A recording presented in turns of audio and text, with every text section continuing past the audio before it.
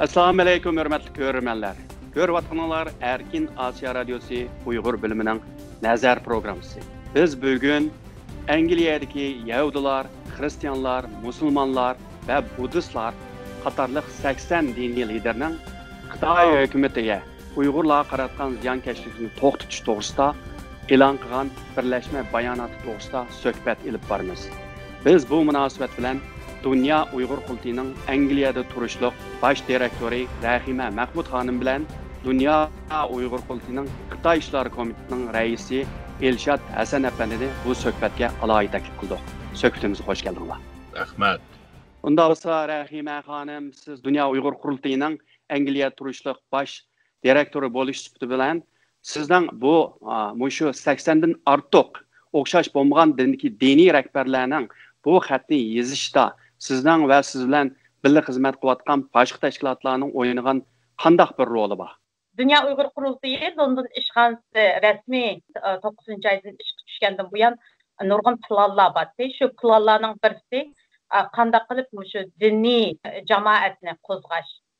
Buni burun plan qilgan, shu yaqinda Dünya Uyghur Qurultayıga yaqindan yordam qilayotgan bir qancha tashkilotlarningki direktorları, mesela Benedict Roger degan Hristiyan birligininki direktori, Edwin Şükür degan adam, bu bo'lsa shu Yahudi board deputyninki muavin direktori, ondan keyin musulmonlardan mesela bir qancha biz uchun ish qilayotgan yaqin do'stlarimiz birlashib shu xatni asli Ben Roger tayyorladi. Ondan keyin biz o'xshamagan o'zining munosabati yaxshi mesela Hristiyan dunyosidagi olimlar bilan meningki aloqasi yaqin bo'lg'achqa Hristiyanlarningki diniy liderlarning imzosini to'plashga shu mas'ul bo'ldi. Edwin Şükür Yahudi diniy liderlarningki onunğa mas'ul bo'ldi. Onunki bir qancha musulmonlar ve biz özümüz hatta Dolqin Aysa prezidentmi shu Dünya Uyghur Qurultayıninki ishlarini yaqindan qo'llab kelayotgan bir necha diniy musulmon diniy arboblarga aloqa qildi. Elshad Hasan apandi hamda bu o'xshash bo'lmagan bo'libmi bu yerda Xristian, Yahudi, musulmon ham buddist tashkilotlarning liderlari bular. Masalan Angliyaninki burunqi mushu Anglican Church, ya'ni Angliya cherkovsining, butun Angliya, ham Shotlandiya qarashli, ham Angliyaning qo'l ostidagi nurg'un territoriyaga qarashli mushu diniy insonlarni boshliq bo'lgan, sobiq boshliq bo'lgan u qo'l qo'ygan. Uningdan sirt bu Dalai Lama'nın Şimali Avrupa'daki vekili bunun qo'l qo'ygan. Hatta shu Indoneziya ve Bermaninki baş popi umu qo'l qo'ygan. Masalanda shuningga buningdan sirt yana nurg'un o'xshash bo'lmagan musulmon tashkilotlarning boshliqlari bunun qo'l qo'ygan. Bu albatta bu tarixda tunji qitim bo'lishi bunday ishning sizningcha shu o'xshamagan diniy arboblarning liderlarning birlikka kelib Xitoy hukumatining Uyg'urlarga qaratgan bu ziyonkashligini to'xta deyishi qanday bir ahamiyatga ega? Bu bir tarixiy ahamiyatga ega deb qaraymiz. Nayt muhim Qurultay Rahima xonim va shu yerda Angliyada kuch chiqarayotgan butun qarindoshlarimiz ya bizga hamkorlashayotgan tashkilotlarning hammasiga rahmat aytishimiz kerak oldi bilan. Ondan boshqa hamda buningki tarixiy ahamiyatlik desak hech qachon mubolag'a bo'lmaydi. Chunki butun dindagi bo'libmi shu diniy dahiylar, ulamolar, bundaq kishilarningki chiqib ochiq oshkora Uyg'ur tarafda turib Xitoyni ayblash mana degan vaqtida shu dindagi e'tiqod qiluvchilarga bir ko'rsatma bo'ladi. Hamda shu dinda e'tiqod qilganlarningki yesdoshligini, ularningki o'zining din prinsipi bo'yicha oq bilan qora insoniyatchilik, qarindoshlik, zulmga qarshi turish bu hamma dinda o'xshashlar. Shuning uchun bunda bir diniy ulamolarning chiqib bunda bir chaqiriqni qilishi, imzo to'plashi, ham Xitoyni ayblashi mana degan vaqtida dunyodagi butun dindorlarga e'tiqod qiluvchilarga bir ko'rsatma ham bir yo'l boshlash ham ularga ashadiki zulm zolim bilan zulm ostidagi ingravotgan xalqning kimligini ochiq bir ko'rsatib berganlik bir ko'rsatma bo'ladi. Shuning uchun buningda hamda mana degan vaqtida xalqaro siyosatda din mayli demokratiyalarda bo'lsin, emas allarda bo'lsin, hammasida dinning kuchi nihoyatda muhim. Shuning uchun bu dinninki ko'z qarashlari bilan buni o'tirib qo'yishi Uyg'ur masalasini bu demaklik har bir odamningki kundalik turmushiga, uningki kundalik vijdoniga shu yerga berib taqishidi. Shuning uchun bo'libmi Uyg'urlarning hozirgi vaziyatda butun dunyoni safarbar qilishda nihoyatda ulgulik tarixiy rol o'ynaydi. Rahima xonim, bu xat dushanba kuni e'lon bo'lgandan beri sizningcha bu Xitoy hukumati qandayroq bir inkoslarni qaytadi? Chunki bu Xitoyning Angliya turishliq bosh elchisi Liu Xiaoming u nihoyatda aktiv. BBC'da so'zlayotdi, Facebook, Twitter'da har zaman Xinjiang degan go'zalliya, ular u yerga bormasanglar, u yerning go'zalligi, Jungoning go'zalligini bilmaysizlar. Uyg'urlar degan nihoyatda diniy erkin yashayotgan, nihoyatda baxtli degandek bu ta'tir tashviqotni kuni degidek Twitter'da chiqirdi bu Xitoyning bosh elchisi. Ammo bu 80 dan ortiq diniy ulamolar o'xshash bo'lmagandan keyin bu xatni e'lon qilgandan keyin bular qanday bir inkos qaytdi? Bularninki inkası o'xshash, qayta gapini o'xshash gapni yana qaytalaydi. Hech qanday bir yangilik yo'q bu yerda. Butun hammani shu Amerikaninki yoki chet eldagi bizga o'xshash yolg'onchi tashviq qilyotdi. Faoliyatchilarni yolg'onchiga chiqarib, o'zininki yurdirayotgan siyosatininki haqliqini takrorlaydi. Lekin shu Andrew Marshall intervyu qilgandan keyin bu dunyoda butun hamma odam ko'rib nurg'un matbuotlar, masalan shu Angliyada shu ikkinchi kuni Andrew Marshall'ninki intervyu qilgan ikkinchi kuni men 5 radio, 2 televizorda intervyu berdimda. Shunchalik bular hamma qo'zg'alib ketdi. Hayron qoldi. Qarab turib bundaq yolg'on gap qilamdi, sen qandaq hissi bo'lding degan ashnaq savollarni hammasi so'radi. Shuning uchun u qandaq o'zini aqlasinmi, ammo amaliyat haqiqat biz tarafda bo'lgandan keyin meningcha uning qandaq so'zligini bilan hech qandaq bir boshqalarningki Uyg'urlarga bo'lgan hissdoshligi va shu diniy olimlar bo'lsin, normal xalq bo'lsin, başka milletler olsun, meyli Yahudi, Müslüman, bütün halk hakikaten gazaplandı şu intervyunu ko'rgandan keyin.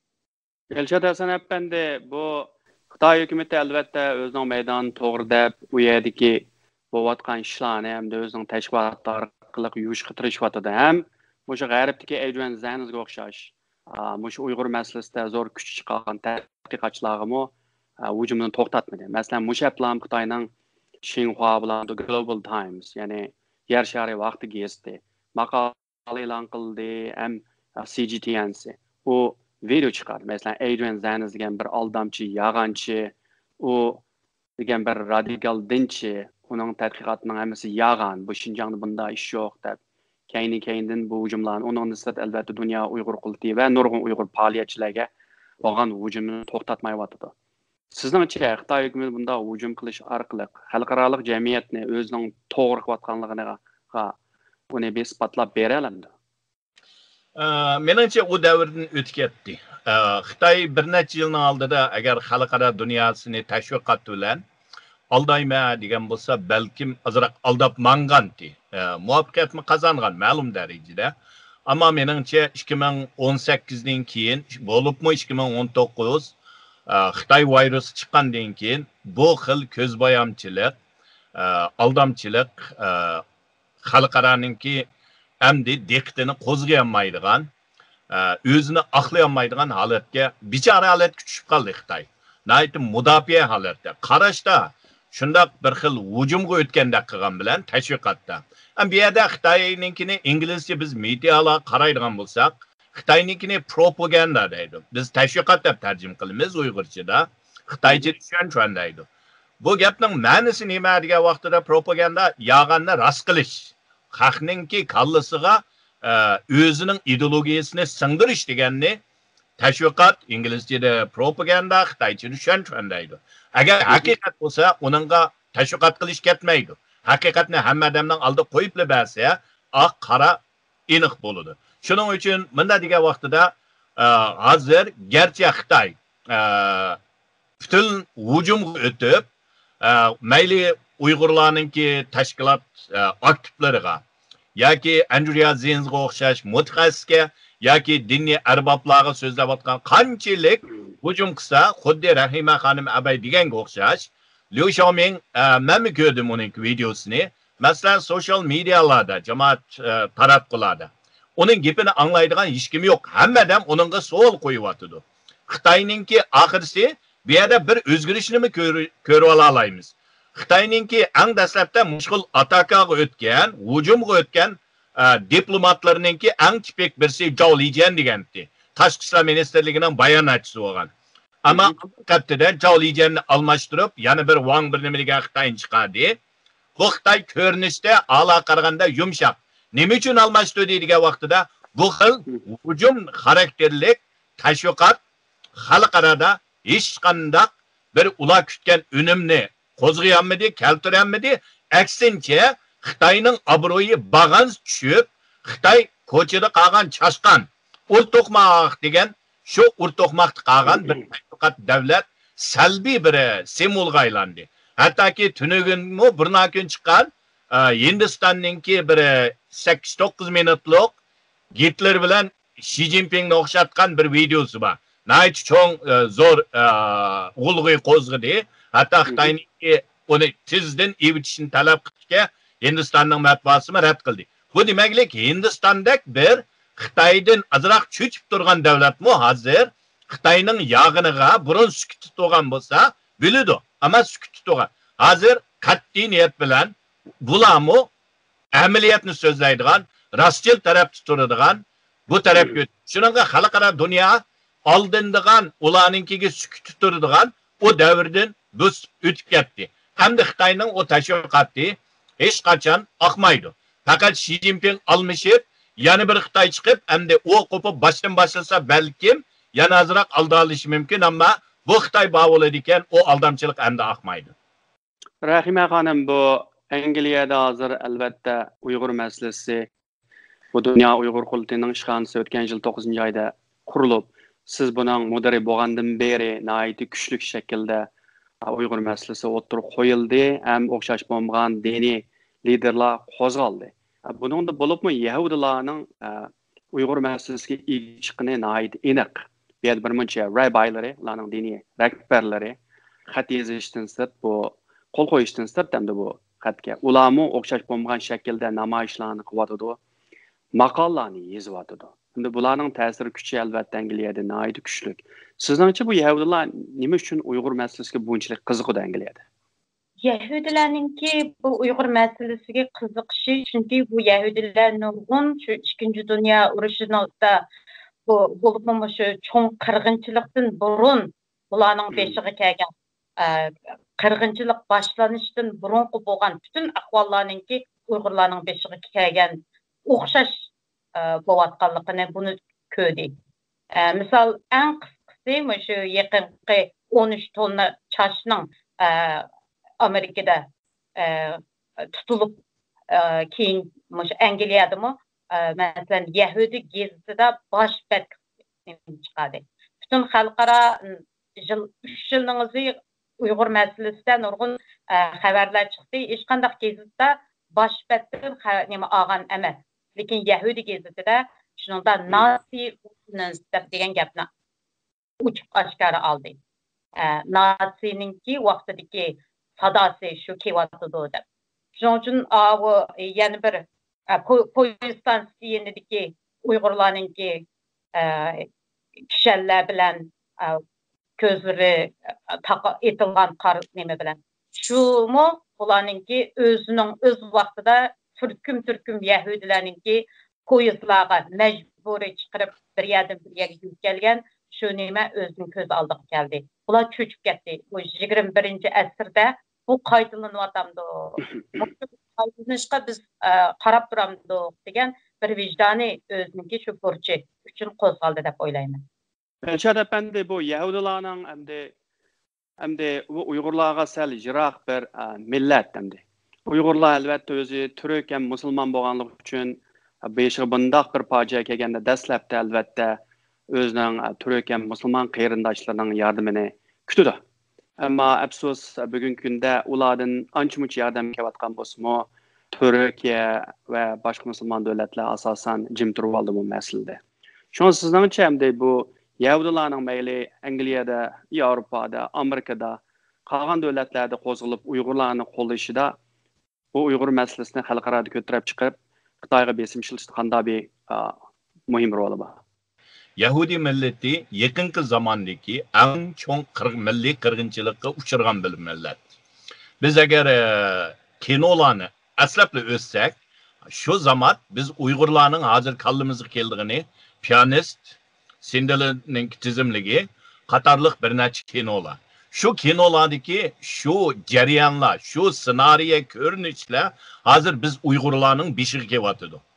Mesela ben 2 ayının aldıda okugan İtalya Ximiya alimi benim diye adam. Şu adamı Yahudi İtalya'dan tutup Auschwitz, Polşa'daki Auschwitz kapagan lagerga. Şu lagerga kirgen vaxtıda hem adamını retlik durguzup, aldı bilen kiyimini sevitip, onun dinkin ulanın çiçini düşürüş, her bir adamga san beriş, şu arkalık adamlarının gururunu sundurup, senin adamliginden bir sanğa aylanğanlığını insan emas, fakat bir şehrdeki yaşavatkan bir canavarga özgürüp kalğını, şunu beriş için aşı cereyanlarını ötküzüşünü Nazilerinin işletkenligi. Hazır Xitay'nınki mesela çaş meselesi, demek Uygurlarının çeçin düşürüvatkanını, kız oğul ayallan, era ayallan.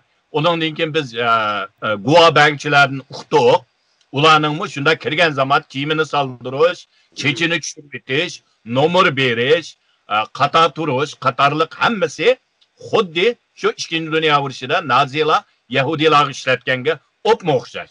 Şunun için bu Yahudi milleti manda degan vaqtida yakınki zamandaki tarixte körülüp bakmagan bir millet qaratgan hem onun itiqadi qaratgan milli qirg'inchilik. Bu qirg'inchilik bizninki hozir beshimizni o'tkazayotgan opma oxşaş. Şununki ko'paytilmasa desakmi hech qachon mubolih bo'lmaydi. Hem de bir yerde yana bir mesele var. Bu olsa ben kayıt devatime 1948 yılda BDT'de ötküzülgen milli qirg'inchilikning oldini olish ve cazalash 268 numaralı kanunninki hazır xalqaro qabul qilgan şu kanunning tuzuvchisi Rafael Lemkin Polşalık Yahudi adam. Kanunshunos. Bu adamning o'zidan boshqa bir ini saqlagan Kagan bütün qarindoshları şu Polşa'daki Auschwitz'te şehirde kırılıp tügüyen. Şunun için Yahudilarınki bu beşinin keçirmişi bugün bizninki beşimizge kevatıdı. Bunda günde bula şunu köge vaxtıda çaşını kösün ya Poyistanısını kösün şu Uygurlarınki ahvanı köge vaxtıda bulanın teka hayatları var. Auschwitz'ten saqqaganları var. Germaniyadaki lagerlardan saqqaganlar var. Bularning hammasi şunu gördü. Ularning ko'z oldiga kelirigini, ularning 44, 43, 45, 44'lerde şu beşidin keçirgen şu kunlar. Şunun için Yahudilar için bundak bir narsaninki qaytlanmaslığı insaniyetten bularning qo'ygan talebi. Şunun için BDT'ga kirgizilgan. Şunun için Rafael Lemkin degan qanunshunos hayatını bütün şu kanunni amaliylashtirish için taqdim qilgan bir inson. Şununla Yahudilarning qo'zg'alishi mana degan vaqtida dunyodagi mushu milliy qirg'inchilikni yo'qitimiz degan, never again degan şu insonlarning hammasining qo'zg'alishi. Bu Uyg'urlar uchun mana degan vaqtida biz qanchalik ovozimizni cho'ngaytimiz degan bo'lsak, ular shuning bilan tang biz bilan to'g'anligi, bu bizning ovozimizni dunyoga, BDT'ga hamda bütün dünyadaki her bir ellerge yetkizişte o çeksiz bir baylık güçlük biz için. Şunun için bulanın arılışı bizning masalamizni ko'tarishi mana degan vaqtida o'zining tarixdagi bu milliy qirg'inchilik uchragan tarixiy inson tarixini ko'rib bakmagan tragediyaninki qaytadan yana 21-asr insoniyat biz eng madaniyatlik kunga keldik degan davrda buni qaytalanishini menimcha Yahudilar mı xalamaydı, dünya mı xalamaydı. Biz şunu ko'ryapmiz. Shuning uchun Yahudilar bunga qat'iy, keskin qarshi chiqishdagi sabab shu deb qarayman. Rahima xonim, bu hozir Angliyada Uyg'ur masalasine aitdi cho'ng bir masala bo'lgandan beri Angliyada nurg'un parlament a'zolari hozir Angliya tashqi ishlar ministri xat yozib, Angliya hukumati mush Angliyaga qochib kelgan Uyg'urlarga avtomatik panohlik berish kerak degan talabni o'ttirib qo'ydi. Sizningcha Angliya hukumati hozirgi mush vaziyatda Uyg'urlarga istoshlik qilib, mushni bir siyosat shaklida qabul qilish mumkinmi? Menimcha mumkinchiligi bor deb o'ylayman. Hozir chunki bu Hong Kongliklarningki 3 million Hong Konglik albatta bizning ahvolimiz o'xshamaydi. O'xshamagan bilan lekin dushmanimizdir Xitoy. Unda bo'lgandan keyin buni biz o'tirg'a ep chiqqan buning arkadaşı Dünya Uyghur Kurultayı var. Maslahatchilarning birisi Mark Johnson degan bola bunga mas'ul bo'lgan. Alistair Carmichael'ninki burunqi yordamchisi. Shu bola 44 kishiningki o'xshamagan partiyadagi parlamentariyan Uyg'urlar uchun doim ovoz berayotgan shu parlamentariyanlarning imzosini to'plagan. Bizcha texnik ko'p nimalar millat vakillari bunga qo'shiladi ham qo'llaydi. Chunki ularni hozir Angliyada biz Uyg'urlar uchun nima qilib beralaymiz. Hamda Xitoydagi Uyg'urlarni qutuldirammasakmi, chet eldagi shu bexatar bo'lmagan davlatlarda turayotgan Uyg'urlarni qanday qilishimiz kerak degan shu masalalar 9-oy, 10-oydagi muzokaralarga kirgizilib bo'ldi. Elshad Hasan efendi, hamda bu Yahudilarning Amerikan ko'lamda Uyg'ur masalasiga aralashishga ba'zi bir qism aslidagi Uyg'urlar ancha rohat bo'lmagandek. Chunki balkim u o'z turishliq davlat va yoki Yahudilarga bo'lgan masalan diniy jihatdagi qarshi tashkilotlarning sababidan bo'lsa bular aralashmasdi. Uning o'rniga musulmon qarindoshlarimiz, Turkiy qarindoshlarimizni aralashishni eng yaxshi deb qaraganlar bo'ldi. Sizningcha bu to'g'ri qarashmi? Menimcha bu to'g'ri qarash emas. Keskin kesib aytalayman, bu to'g'ri qarash emas. Har qanday kuch bizga yordam qiladiki, shu tarafdan foydalanishimiz kerak. Chunki biz oldi bilan inson. Hammamiz bu yer sharida yashaymiz. O'lgandan keyin hammamiz o'zimizning yaratquchiga berib, o javobni beramiz. Ammo lekin yaratquchi bizni bu dunyoga g'ururing bilan yasha deb yaratdi.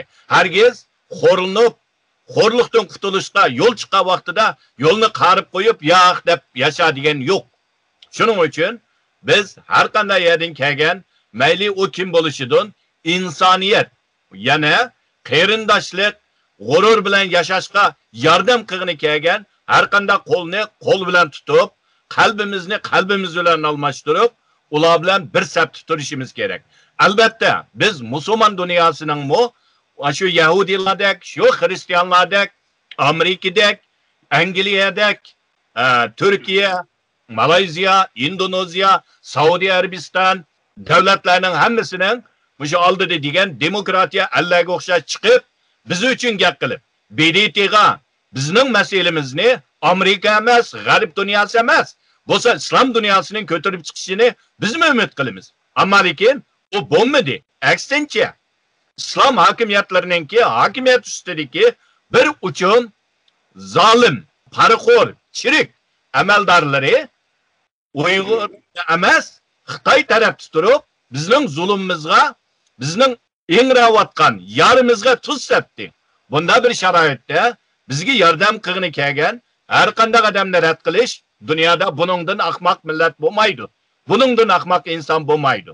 Albatta, bu yerda bir narsani arif etishimiz kerak. İslam hokimiyat ustidagilar bilan xalqni arif etishimiz kerak. xuddi Turkiyada biz ko'rgandek hukumat garchi biz uchun jiq gap qilmagan bo'lsa-mu, xalq to'xtamay biz uchun gap qilyapti. Malayziyadami xalq biz uchun gap qilyapti, chiqyapti, diniy tashkilotlarga gap qilyapti. Indoneziya yana Kuvaytdanmi bo'ldi, ba'zi arab ellardan bo'lyapti. Demak, xalq yana ularda bir o'lcham bor. O o'lcham bo'lsa, mayli Yahudi, mayli Xristian, mayli musulmon bo'lsin, o hammasi dunyoda hammayada o'xshash o'lcham. O o'lcham bo'lsa, bir inson erkin g'ururi bilan o'zining e'tiqodini erkin ibara olishi, kafolatga ega bo'lish kerak. Bu o'lchamga yetilmagan vaqtida bu o'lchamni amalga oshirish uchun har qanday yordamga kelganini biz qabul qilishimiz kerak. Uningga aksincha zolimga ham tayoq qo'ygan bu qonxo'rlarni, bu chiriklarni, bu zolimlarni ayblashimiz kerak. Ochiq-oshkora. Shuning uchun bu yerda o madindikka, adindikka emas, butun dunyodagi vijdonli, adolat suyadigan, haqqarni biladigan, g'ururlik yashashni xohlaydigan har qanday odam bilan biz birga turishimiz kerak. Hatto shularning zulmigimi, ular uchirgan zulmigimi biz qarshi chiqishimiz kerak. Agar bizda bu o'lcham bo'lmay, o'zimiz kelganda bir o'lcham, boshqalar bir o'lcham tutsak, biz Xitoy bilan o'xshash bir millat bo'lib qolamiz. Rahima xonim, bu siz Angliyada shu yaqindan beri o'zingizning ham qolganlarning tirishchanligi bilan hamda bu Angliyadagi Uyg'ur masalasini aytib kuchayib ketdi. Sizningcha hamda sizning shu yaqinda qilgan ishlaringizdan ba'zi bir tajriba savodlarni hamda sizningcha dunyo Uyg'ur politining qolgan yerdagi tashkilotlari, boshqa davlatlardagi ular qanday bir narsalarni, masalan, o'xshash ishlarni qilish uchun qanday qilsa bo'ldi sizningcha? Meningcha tunji qilgan men o'zimning shaxsiy tajribamni so'zlasam, shu ishqan echilgandan keyin men inson haqlari faoliyatchi, harakatchisi bo'lib ish qilgan. Endi Angliyada Uyg'ur qarindoshlarimiz bu ishlarni qilgan bo'lg'achqa, men butunlay boshqa ommaviy tashkilotlar bilan Wokmo China NGO deb qo'ydi. Xitoy ommaviy tashkilot, Tibetliklar, Hong Kong, uningdagi shu Uyg'urlarga hissashtlik qiladigan boshqa ommaviy tashkilotlar birlashgan bir shu tashkilotlar bilan birga ish qildim. Shulardan nurg'un tajribalarni o'rgandim. Bularningki, masalan, hukumatda qanday lobby qilish kerak, ondan keyin normal ommaga kelgan vaqtida qanday lobby qilish kerak. Azroq bo'lsa shu tajribalarim bor. Keyin bu ishxona rasmiy etilgandan keyin men eng boshda shu bizga hissashtlik qilayotgan, biz uchun faoliyat qilayotgan butun ommaviy tashkilotlarni to'g'ridan izlab shular bilan aloqa qildim. Tunji bo'lib bu End Forced Labor degan qulluq emgakka qarshi degan bir guruh 10-oyda qurildi. Keyin bu kengayib hozir global xalqarалық bir nemede aylandi. Call to action hozir 250 organ birleşip şu qulluq tüzümünü yo'qotish, mecburi emgakni yo'qotish degan shiorni chiqdi. Uningdagi ikkinchi qilgan ishim bu parlamentga eng tez vaqtda bizning da'vatimizni qanday qilgan vaqtda ishtik anglata olayman deb bunun planını tuzdim. Buningda 3 partiyaniki inson haqlari harakatchilarini o'zimniki maslahatchi guruhimga akirdim. Conservative Party, Labour Party'nin ve Liberal Democrat 3 partininki. Bular meningki bütün şu partideki milletvekilleri bilen en tez vaqt görüşüp diyalog qilishimga nayt cho'ng yordam qildi. O'zimni meningki multiply deb qo'yamiz, mening so'zimni nechiga ko'paytirishga, meningki talablarimni nayt ishtik shu eng muhim o'rinlarda turayotgan kishilarga yetishga nayt cho'ng yordamda bo'ldi.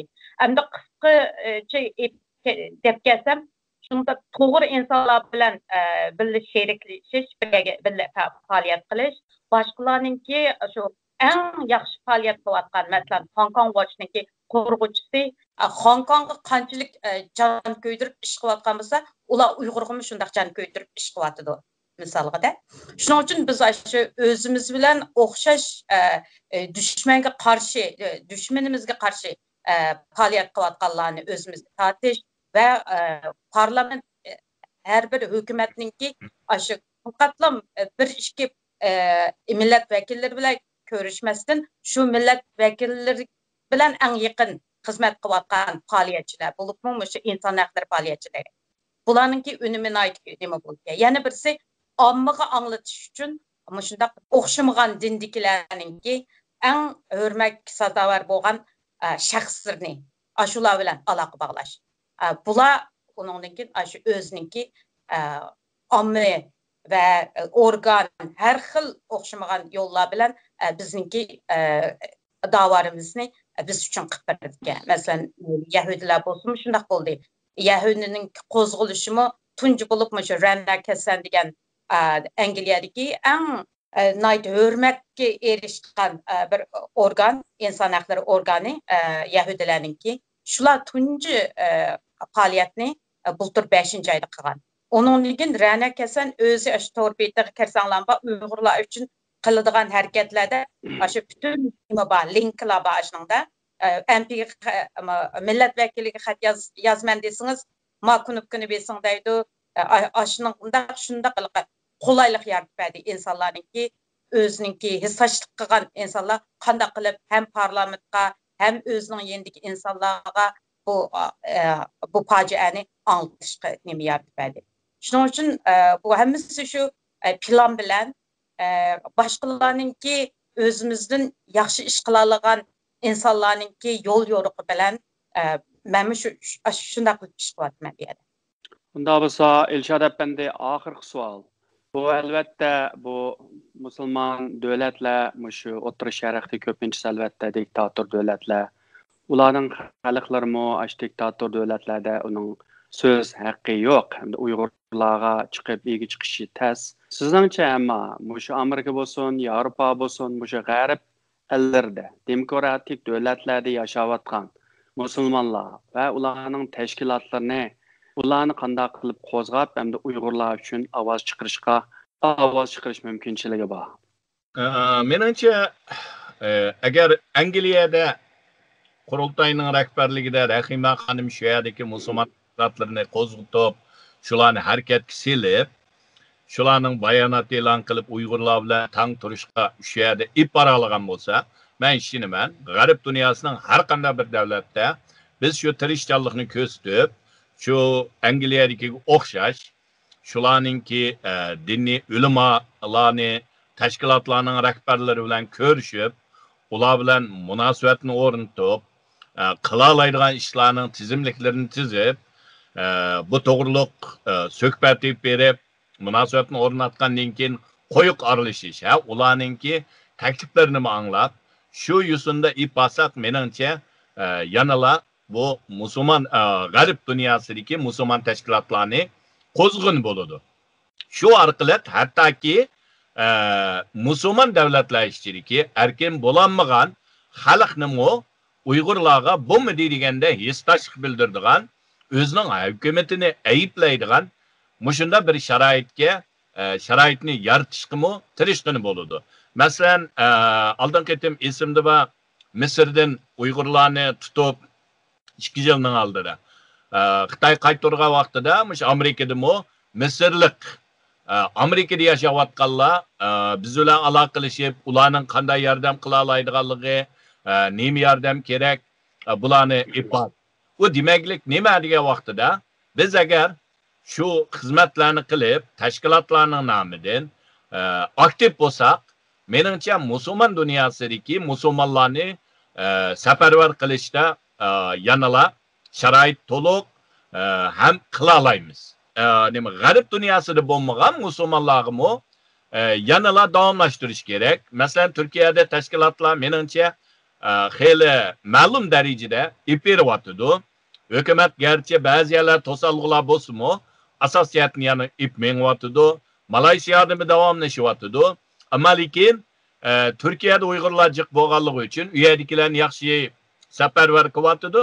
Lekin Malayziya, Indoneziya, hattoki endi balkim biz Hindistondagi musulmonlarni qo'zg'ashga, shularni safarbar qilishga tirishimiz kerak, adimimiz bo'lish kerak, shu avitishimiz kerak. Avatsak, menimcha u yerdagi musulmonlarni qo'zg'in bo'ldi.